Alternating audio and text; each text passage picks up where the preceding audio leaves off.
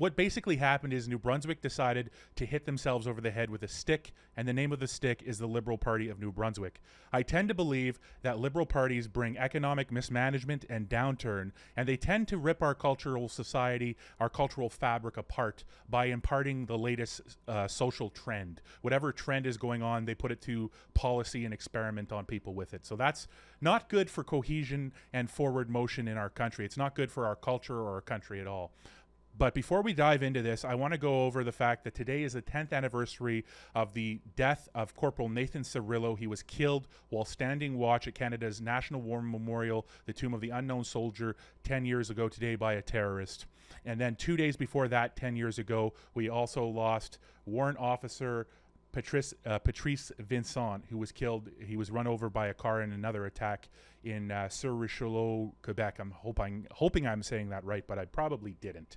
So let's get into this. The New Brunswick election was bad. It was bad. It's bad for the people of Acadia. It's bad for the people of New Brunswick. It's bad for Canada, because when anybody in this country fails, it's a bad thing for all of us, and economic mismanagement is ahead. But so Liberal Susan Holt, she is now the Premier of New Brunswick. She's won 31 seats, and this was a trouncing. Conservative Premier Blaine Higgs lost his own seat, and he fell to 16. His party, the Progressive Conservatives, fell to 16 seats. So 31 seats for the Liberals, 16 seats for the Progressive Conservatives, and 2 seats for the Greens under David Kuhn. But this is just... It's not a good result, but it's a predictable result, and there's good reasons for this result. We're going to go over it. It's not because the Conservative movement is losing momentum in Canada. It's because we're having change elections. People are blaming the problems in their lives and the economy and healthcare and other places on the incumbent, and they're voting against the incumbent. That's what we're seeing. And again, you know what? This is really funny because the New Brunswick Liberals, and I believe all of the maritime liberal parties, are branches of the federal Liberal Party. They're associated, unlike other liberal parties in the country. So, but during the campaign trail, Susan Holt and the Liberals of New Brunswick made a very clear effort to avoid mentioning Justin Trudeau or the federal Liberals because of how toxic and hated their brand is, even in the Maritimes. And you know what's funny? Because as soon as the Susan Holt victory was announced, out comes Justin Trudeau saying, "Congratulations to New Brunswick's next Premier, Susan Holt. We've got work ahead to build more homes, protect our official languages, and improve healthcare for New Brunswickers. I'm looking forward to working with you and your Liberal team to make it happen." This is hilarious. It's not his win. The party of New Brunswick and the leader, Susan Holt, literally went out of their way to avoid using this guy. He did no campaigning. He wasn't mentioned at any point. And Susan Holt even said that she would propose an alternative, though it's not clear what that will be, to the carbon tax because of how unpopular it is. And not only did Justin Trudeau came out, so did carbon tax Carney. Mark Carney came out. And by the way, when was Mark Carney elected as a Liberal? I don't remember when this guy got elected, but he comes out and he says, "Congratulations to the next Premier of New Brunswick, Susan Holt, and to all of your New Brunswick Liberal team.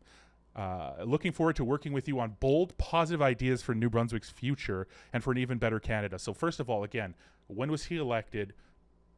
None of this makes sense. It's not the Liberal Party of Canada's win. They avoided them. They're a toxic brand, and they're going to lose the next election. They're going to lose handedly. So there are some reasons why Premier Higgs lost in New Brunswick. There's quite a few of them. Again, I think the biggest ones probably is that it's a change election. People are voting against the incumbent. We saw that in BC. We saw people with the same kind of social policies. Policy 713 is the big divisive issue in the New Brunswick election about the bathroom policies, the pronoun policies at the school. But we saw people, many candidates in the most left-wing province in Canada, just a few days before the New Brunswick election, elected in BC, in the Conservative Party of British Columbia. We saw people who believe in keeping men out of female spaces elected in BC. So no, this isn't a referendum on conservative momentum in Canada. It's a change election. And there's some other big things that Higgs did that cost him, and things that his cabinet did that cost him. So here, let's go over a quick synopsis of why I believe that this was a total loss. And by the way, the polls pretty much showed this was going to happen. They tightened up towards the end. Earlier, a month ago, they were less clear. They were more muddy. But within the last week or two, they really cleared up and showed that, yeah, the Liberals were going to win in New Brunswick. First reason is Mr. Higgs. This is the first reason he lost. Premier Higgs was a stale premier. In Canada right now, the longest serving premier in Canada right now is Premier Scott Moe of Saskatchewan, and he's got a whole 6 years under his belt. Now, there are a number of other premiers who are also at 6 years. There's Doug Ford. So Scott Moe's got 6 years, 263 days. Doug Ford has 6 years, 115 days. Francois Legault has 6 years and four days. So yeah, but he was a stale premier, and this was his third attempt at an election win. The last time New Brunswick elected a premier for a third term was in the 1995 New Brunswick general election, when they elected Liberal Frank McKenna. So over almost 30 years since New Brunswick elected a premier for a third term. So New Brunswick tends to be very cyclical term to term in who they're electing. It's very important to remember that. Let's try to skip and get to let's try to pick up the pace here. There was a large motivation to vote against him. As I said, the policy 7113, it brought out the change, it brought out the people who wanted a change vote, and it also brought out the people motivated to vote against his social policies. It didn't really inspire people to come out for him. And the next point, there was a cabinet revolt against Higgs over policy 713. 6 of his ministers left or were removed after policy 7113 was dropped, 713, about the pronouns in the bathrooms. How can you inspire confidence in voters, in your supporters, when you can't inspire confidence in the people you've surrounded yourself with, your ministers in your cabinet, as a person leading a government in Canada? You can't. It's not a winning strategy. Now, let's take a quick segue to Saskatchewan, where the Saskatchewan election is coming up in just a few days. Scott Moe, a lot of NDP smoking a lot of hopium, saying, okay, we're on a left-wing wave here in Canada, and NDP is going to take Saskatchewan. No, they're not. We're going to dive into that more. Scott Moe doesn't have a cabinet revolt. He didn't have 6 ministers leave or fired over his social conservative policies. So it's a totally different game, and also we have totally conservative-minded people in Saskatchewan for a lot of the last number of years. It's not cyclical like New Brunswick. Then there's the voting along language lines. New Brunswick's the only officially bilingual province, and tends to be that the French people vote for the Liberal Party of New Brunswick, and the English people vote for the Conservative Party of the Progressive Conservative Party of New Brunswick. That seems like the Liberals actually made inroads in this election, especially in places like St. John, Fredericton, Moncton. They made inroads, and Higgs lost his seat, which is in one of those municipalities.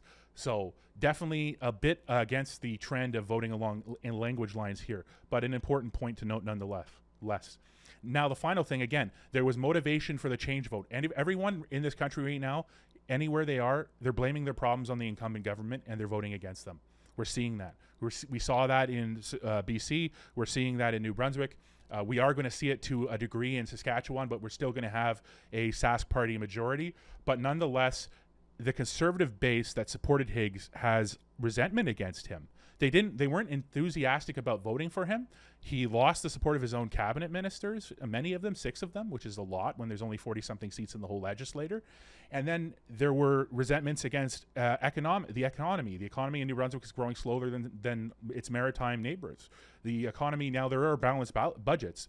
Higgs, I believe, returned a balanced budget every time except for once maybe, but he definitely was returning balanced budgets. But people still, no jobs, bad jobs, no growth, high home prices, healthcare issues. And quickly on healthcare, no matter how much money is pumped into the healthcare system in anywhere in this country, go into BC, which has been run by the NDP for some time now. Healthcare sucks. Go to Ontario, run by the Conservatives. Healthcare sucks. Go to any province in this country. Healthcare sucks. Why? Doesn't matter how much money is poured into healthcare in Canada. When we have so many people who are in the system who need healthcare, it doesn't matter how much money we pour into it. When there's so many people who need the service, we get to a point where it's a supply and demand equation, and the people who need service can't get it because there's too many other people who need it, creating long lines, long wait times. This is a basic, fundamental, logical equation, and people need to understand it. Doesn't matter how much that healthcare in New Brunswick isn't going to radically improve. There's still going to be long wait times. There's still going to be long waits for family doctors and specialists and surgeries and emergency care. It just like in the rest of the entire country. We need reform on our immigration system. The country is growing way too fast. We need a better plan here so that we can actually incorporate people, so we can actually adjust all of our systems and accommodate our infrastructure to put in the population growth. And by the way, we're having this radical population growth for one purpose: corporate profits, and to sustain the benefits of people who have been retired, because the Canadian population is shrinking. People are having less kids. economic downturn. Of course, people don't want to have children, but we're having less kids. So we're bringing in people to accommodate, to pad our workforce, to pad our GDP, to support the programs, and to make the government look good in the GDP numbers. But the cost to the people of that is a quality of life diminishment, a per capita loss. And we're seeing it. We're seeing it, and it needs to change. So yeah, those are some key issues and key reasons why I think this happened. We went over the length of time. We went over the last time New Brunswick elected a third-term premier was 1995, nearly 29, 30 years ago. It wasn't going to happen. It was definitely an uphill battle, especially in such a cyclical province. It's not a tea leaf for the end of conservative momentum in our country, not a down. Now let's quickly swing to BC, because we still don't have the official results there. As it stands right now, Dave Eby and the New Democrats have 46 seats leading or elected. The Conservatives under John Roustad, a brand new party that popped out of thin air, have 45 seats. And the Greens under Sonia Froussonneau, and by the way, she lost her seat, and two Greens are leading or are elected, but she's staying on as leader despite losing her seat. I guess they don't trust the rookies to run the show when they have to negotiate. It's looking like it's going to be a hung parliament. It's looking like there's going to be a minority government. BC NDP are going to collaborate with the Greens, who they were just bashing a few days before the election, and now they have to work with them to pass any legislation. I think there's probably going to be another election in BC rather soon. And in BC, between two ridings, Juan Dufuka Malahat, just to call it Malahat, there's a 20-vote lead for the NDP in Malahat riding. And then in Surrey City Centre, there's 95-vote lead. So between those two ridings, that's 115 votes. If 115 more people voted conservative, there would have been a conservative majority government, which is, yeah, that's close. Vote, because your vote matters. Now, finally, let's swing back to Saskatchewan to close this out. We're going to go, a lot of people, again, there's a lot of smoking of hopium. There's a lot of people saying, you know, orange wave, red wave, you know, even though the NDP lost seats in the most left-wing province in Canada, and the first named Conservative Party in 50 years did historically amazingly well and came inches from, you know, 100 votes from forming a government. That is a referendum on the NDP and the left, not on the right. And then now let's go to the polling, because some people are really hyping up this Insightrix research poll. Insightrix Research, who partner with CTV, I understand. They have consistently this year shown the NDP leading since at least February of this year in their 4 polls. It was NDP plus 2 in their poll in February in Saskatchewan, and then NDP plus 1 in their poll in Saskatchewan in July, and then NDP plus 1 in September. And now, just a few days ago on the 19th, they put out a poll showing NDP plus 5. However, the other companies, Main Street, Janet Brown Research, are showing plus 10 Sask Party, plus 5 Sask Party, and plus 8 Sask Party, respectively. Mainstream, Janet, and Research Co.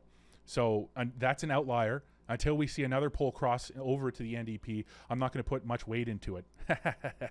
And I think that it's very safe to say that Saskatchewan's going to elect a Sask Party government, which is going to put Mo into another mandate, even though he isn't perfect. Nobody is. He's far from perfect. There's lots to criticize him on him. His lockdowns, all the things he did, the killing the small businesses. Those are things that are unacceptable, frankly, and they need to be talked about more. But as it stands, the NDP is not going to win in Saskatchewan. I'll see you next time. Thanks for watching.